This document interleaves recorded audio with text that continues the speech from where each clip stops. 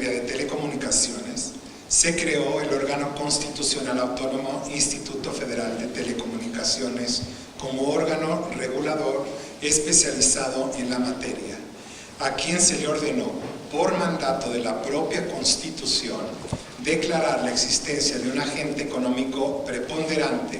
en el sector de las telecomunicaciones y establecer a dicho agente la regulación asimétrica correspondiente.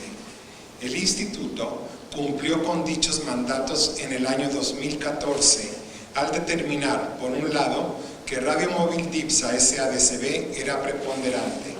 y, por otro, al fijar las tarifas asimétricas por los servicios de interconexión que podría cobrar. Con posterioridad, el Congreso de la Unión emitió la Ley Federal de Telecomunicaciones y Radiodifusión, en cuyo artículo 131 fijó directamente la tarifa de interconexión, ordenando que el agente preponderante no podría cobrar tarifa alguna por el uso de su red. La empresa promovió juicio de amparo, argumentando que el artículo mencionado era inconstitucional al considerar que, primero, el Congreso no era competente para fijar la denominada tarifa cero, sino que ello correspondía al Instituto, que precisamente para eso fue creado como órgano especializado y autónomo. Segundo, que la tarifa cero es confiscatoria, carece de razonabilidad objetiva y constituye una restricción desproporcionada a la libertad de comercio, entre otros argumentos. En esta sesión, la segunda sala de la Suprema Corte de Justicia de la Nación decidió por unanimidad de votos que el artículo 131 referido sí es inconstitucional. Al estudiar y resolver este juicio, la Suprema Corte se ocupó exclusivamente del argumento número 1, es decir, relativo a la distribución de competencias entre el Instituto y el Congreso. La sentencia de la segunda sala tomó en consideración la interpretación que la Suprema Corte de Justicia ha ido construyendo a lo largo de los años en reconocimiento a la necesaria autonomía e independencia técnica de los órganos constitucionales autónomos, como es el caso del Instituto.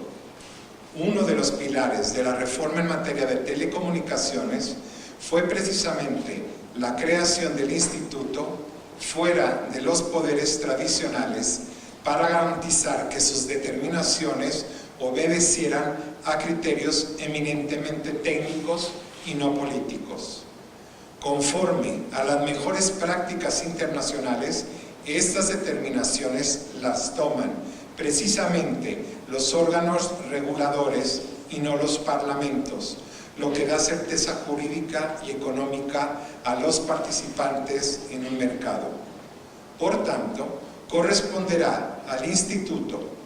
bajo el mandato constitucional de reconocer la asimetría,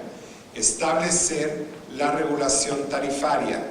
la llamada tarifa cero, o cualquier otra que defina conforme al ejercicio de sus facultades constitucionales. Es importante señalar que la resolución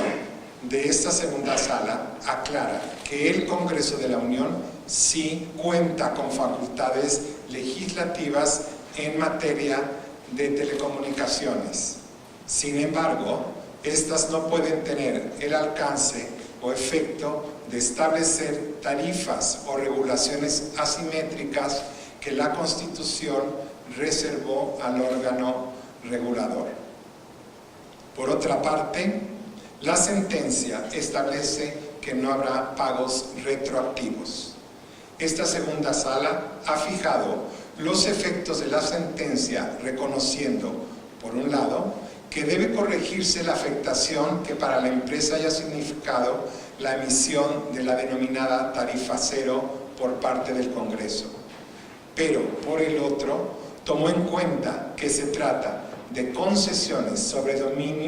bienes de dominio directo, como lo es el espectro radioeléctrico, y que en el caso están involucrados derechos de los usuarios de las redes de telecomunicaciones y de todos los demás concesionarios. Por tanto, la sentencia establece, bajo una interpretación sistemática, que no habrá ajustes tarifarios por los años transcurridos y, por el contrario, señala con toda claridad que la decisión que tome el Instituto sobre este tema regirá a futuro. Por último, la sentencia no se pronuncia sobre si es válido o no que haya una tarifa cero.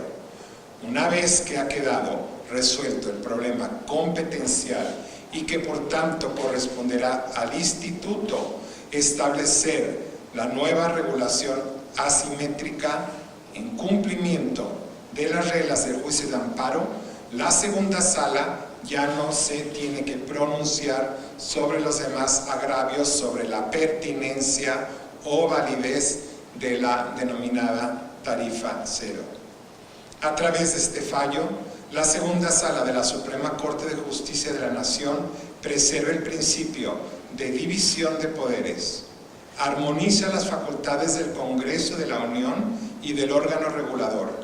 salvaguarda la autonomía constitucional de dicho órgano y resguarda también los beneficios que hayan tenido lugar como resultado de la implementación de la reforma en el sector de las telecomunicaciones. Muchas gracias, señor ministro Lainez.